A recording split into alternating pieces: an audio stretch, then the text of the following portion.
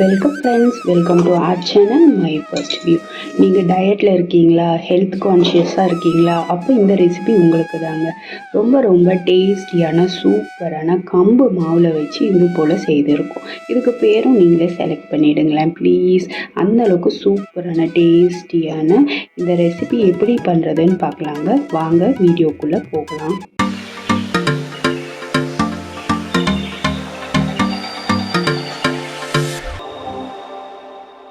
இங்கே நம்ம கம்பு எடுத்துருக்கோங்க. இதை பார்த்திங்கன்னா ஒரு 4-5 தண்ணி நல்லா கழுவிட்டு ஒரு 5-6 மணி நேரம் போல் நல்லா ஊற வச்சுருக்கோம்.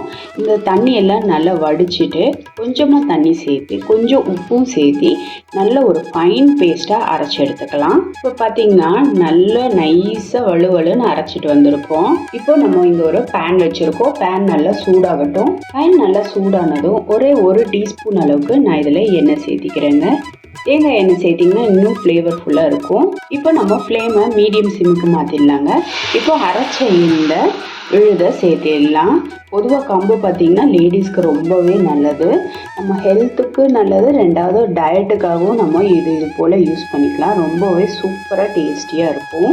மெதுவாக இது போல் கலந்து விட்டுட்டே இருந்தோம்னா நமக்கு மாவு நல்ல ஒரு கெட்டி பதத்துக்கு வந்துடுங்க. நம்ம கம்பில் மாவு இருக்குது இல்லைங்களா, மாவாக இருந்தால் கூட யூஸ் பண்ணிக்கலாம். அது போல் இருந்தது அப்படின்னா நீங்கள் கொஞ்சமாக வெதுவெதுப்பான தண்ணியை சேர்த்து பிசைஞ்சு ஒரு 2 மணி நேரம் போல் ரெஸ்டிங் டைம் கொடுக்கணும். ஆனால் இது போல் செய்யும்போது நமக்கு நியூட்ரிஷன் வேல்யூ அதிகமாக இருக்கும். சேம் டைம் பார்த்திங்கன்னா நமக்கு 2 மணி நேரம் ரெஸ்டிங் டைம் கொடுக்கணும்னு அவசியம் கிடையாது. பாருங்கள் எந்த சீக்கிரமாக நல்லாவே கெட்டியாகுது. இது போல் நம்ம கம்பில் மட்டும் இல்லைங்க, ராகி, சோளம், தெனை எல்லாத்துலேயுமே நம்ம செய்யலாம். ரொம்பவே சூப்பராக இருக்கும். இப்போ பார்த்திங்கன்னா இது நல்லா குக்காக இருக்குது. இது கொஞ்சம் ஆறட்டுங்க. இது அப்படியே இருக்கட்டும், கொஞ்சம் ஆறட்டும். இப்போ இந்த மாவு பார்த்திங்கன்னா கொஞ்சம் ஆறிடுச்சு. இப்போ இதில் ஒரு சின்ன டீஸ்பூன் அளவுக்கு பொடியாக கட் பண்ணி இஞ்சி சேர்த்திக்கலாம். ஒரே ஒரு பச்சை மிளகாய் பொடியாக கட் பண்ணது சேர்த்திக்கலாங்க. கூடவே கொத்தமல்லி தலையும் கொஞ்சமாக சேர்த்திக்கலாம். ஒரு 1/4 டீஸ்பூன் அளவுக்கு ஓமம் சேர்த்திக்கலாம். இதோட கூடவே கொஞ்சமாக பெருங்காயத்தூள் ஒரு சிட்டிகை அளவுக்கு சேர்த்தா போதுமானது. ரொம்பவும் பெருங்காயம் அதிகமாக இருந்தால் நல்லா இருக்காது. அடுத்ததாக மஞ்சள் தூள் ஒரு 1/4 டீஸ்பூன் போல் சேர்த்திக்கலாம். இதோட 1 டீஸ்பூன் போல் எண்ணெய் சேர்த்திடலாங்க. நம்ம மாவு அரைக்கும் போதே உப்பு சேர்த்தி தான் அரைச்சிருக்கோம், அதனால இப்போ உப்பு போடணும்னு அவசியம் கிடையாது. இப்போ இதை ஒரு நல்ல ஒரு சப்பாத்தி டூ பதத்துக்கு பிசைஞ்சு எடுத்துக்கலாம். இது கூட கொஞ்சம் சூடாக இருக்குது, அதனால நான் இது போல் கரண்டியில் வச்சு நல்லா கலந்து விட்டுக்கிறேங்க. டோ பார்த்திங்கன்னா கரெக்டான கன்சிஸ்டன்சிக்கு ரெடி ஆயிடுச்சு. அதாவது இந்த சப்பாத்தி மாவு பதத்துக்கு நம்ம நல்லா கலந்து வச்சுருக்கோம். இப்போ நம்ம கொஞ்சமாக லைட்டாக எண்ணெயை தொட்டுட்டு இதை சின்ன சின்ன உருண்டைகளாக பிடிச்சிக்க போகிறோம். அதாவது மினி கொழுக்கட்டை பண்ணுவோம் இல்லைங்களா, அது போல் குட்டி குட்டி உருண்டைகளாக நம்ம பிடிச்சி எடுத்துக்கலாம். பார்த்திங்கன்னா இந்த அளவுக்கு பால்ஸ் பண்ணால் போதும். சின்ன சின்னதாக மணி கொழுக்கட்டைன்னு சொல்லுவோம் இல்லைங்களா, அந்த சைஸுக்கு உருட்டுனா போதும். இப்போ பார்த்திங்கன்னா நம்ம டோவாக இருந்ததை இது போல் மணி கொழுக்கட்டை போல் சின்ன சின்னதாக உருட்டி வச்சுருக்கோம். இப்போ இதை நம்ம ஆவியில் வேக வச்சு எடுக்க போகிறோம். இப்போ இது ஆவியில் வேகட்டுங்க. ஒரு 15-20 நிமிஷம் போல் வேகட்டும். இதை நம்ம ஆல்ரெடி வறுத்துருக்கிறதுனால ஒரு 15 நிமிஷத்துலேயே சீக்கிரமாகவே குக் ஆகிடும்.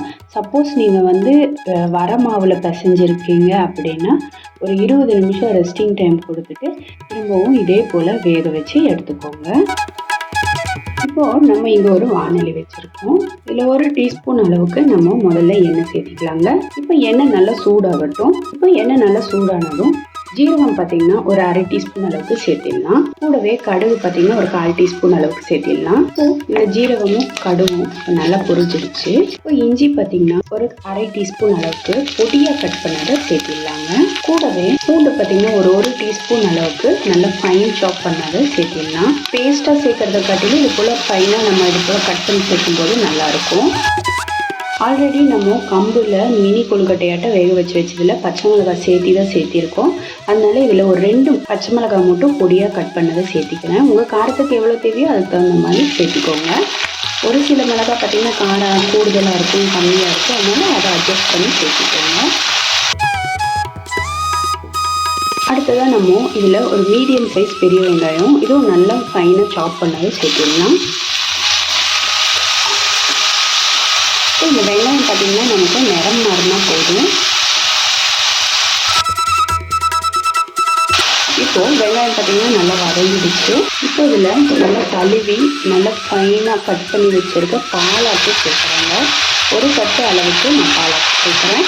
கட்டு பார்த்திங்கன்னா சின்னதாக இருக்கிறதுனால நான் ஒரு கட்டாகவே சேர்த்துடுறேன். பார்த்திங்கன்னா கட் பண்ணனால உங்களுக்கு நல்ல குழப்பம் இப்படி இருக்குது. நம்ம தண்ணி எதுவும் சேர்க்க போகிறதில்ல. இதை நல்லா இது போல் வதக்கி விட்டுட்டே இருந்தோம்னா நல்லா நமக்கு சுண்டி வந்துடும். இந்த கீரைக்கு மட்டும் தேவையான அளவு உப்பு சேர்த்திடலாங்க. பொதுவாக கீரைக்கு கொஞ்சம் கம்மியாகவே சேர்த்திக்கோங்க. ஆரம்பத்தில் பார்க்குறதுக்கு நிறைய இருக்கிற மாதிரி இருக்கும். சுண்டி வரும்போது நமக்கு பார்த்திங்கன்னா குவான்டிட்டி கம்மியாக இருக்கும். உங்களுக்கு அளவு தெரியாது அப்படின்னா கீரை நல்லா சுண்டி வந்ததுக்கப்புறம் கூட நீங்கள் லைட்டாக உப்பு தூவிக்கலாம். இப்போ பார்த்திங்கன்னா கீரை எந்த அளவுக்கு சுண்டி வந்திருக்குன்னு பாருங்கள். நம்ம தண்ணி எதுவுமே சேர்க்கலாம். அந்த கீரையில் இருந்த தண்ணியிலே தான் வெந்துட்டுருக்கு. இப்போ இந்த தண்ணியில் நல்லா சுண்டி வர வரைக்கும் நல்லா வேகட்டுங்க. கூடுதலாக நீங்கள் தண்ணி எதுவும் சேர்த்திட வேணாம். இப்போ கீரை பார்த்திங்கன்னா நல்லா குக் ஆகிட்டுருக்கு. ஈரம்லாம் நல்லா வத்திடுச்சு. உப்பு காரம்லாம் கரெக்டாக இருக்குங்க. இப்போ இதில் வேக வச்ச சுண்டல் சேர்த்திடலாம். இதில் நீங்கள் வேணும்னா ஸ்வீட் கார்ன் சேர்க்கலாம், பச்சை பட்டாணி சேர்க்கலாம். உங்களோட ஆப்ஷன், நீங்கள் எது வேணும்னாலும் சேர்த்துக்கலாம். நம்ம இன்றைக்கி பார்த்திங்கன்னா வேக வச்சு இந்த கொண்டைக்கடலை சேர்த்திருக்கோம். இந்த கொண்டைக்கடலை வேக வைக்கும் போதும் பார்த்திங்கன்னா உப்பு சேர்த்தி தான் சேர்த்திருக்கோம். இதை நல்லா ஒரு தடவை கலந்து விட்டுடலாம். இப்போ பார்த்திங்கன்னா நம்ம வேக வச்சுருக்கோம் இல்லைங்களா, இந்த கம்பு மாவில் செய்த இந்த மினி கொழுக்கட்டை அதை இதோடு சேர்த்திடலாம். சேர்த்து நல்லா கலந்துக்கலாம். இன்னி கூட நம்ம சின்ன சின்ன பால்ஸாக செய்திருக்கலாம், நல்லாயிருக்கும். ஆனால் ரொம்ப சின்னதாக செய்தாலும் நமக்கு டைம் இல்லை, அதுதான் உண்மையை சொல்லணும்னா. இது எல்லாத்தையும் நல்லா ஒரு தடவை கலந்து விட்டுறலாங்க. இப்போது கடைசியாக வறுத்த சீரகத்தூள் பார்த்திங்கன்னா ஒரு 1/2 டீஸ்பூன் அளவுக்கு மேலால் தூவி விட்டுறேன். அடுத்ததாக வறுத்த மல்லித்தூள் பார்த்திங்கன்னா அதுவும் ஒரு 1/2 டீஸ்பூன் அளவுக்கு மேலால் தூவி விட்டுறலாம். கடைசியாக கரம் மசாலாவும் பார்த்திங்கன்னா ஒரு 1/2 டீஸ்பூன் போல் மேலால் தூவி விட்டுறலாம். இப்போ இது எல்லாத்தையுமே நல்லா கலந்து விட்டுறலாங்க.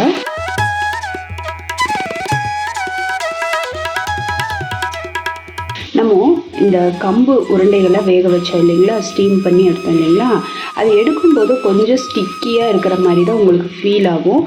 ஆனால் எடுத்து வெளியில் வச்சு ஆற வச்சிட்டிங்கன்னா உங்களுக்கு நார்மலாக வந்துடும். என்னடா அது பிசு பிசுன்னு இருக்குது, கெட்டு போச்சோ அப்படின்னெல்லாம் நினைக்க வேணாங்க.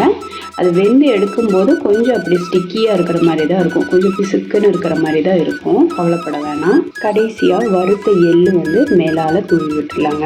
அவ்வளோதாங்க. சூப்பர் ஈஸியான ஹெல்த்தியான டேஸ்டியான கம்பில் செய்த இந்த ரெசிபி உங்களுக்கு பிடிச்சிருந்தால் லைக் பண்ணுங்கள், ஷேர் பண்ணுங்கள். மறக்காமல் மை ஃபர்ஸ்ட் வியூவை சப்ஸ்கிரைப் பண்ணுங்கள் ஃப்ரெண்ட்ஸ். பெல் ஐக்கானோட ஆளுங்கிற ஆப்ஷனும் கிளிக் பண்ணால் நம்புறாதீங்க. இது வரைக்கும் வீடியோவை பொறுமையாக பார்த்ததுக்கு ரொம்ப ரொம்ப நன்றி ஃப்ரெண்ட்ஸ். தேங்க்யூ.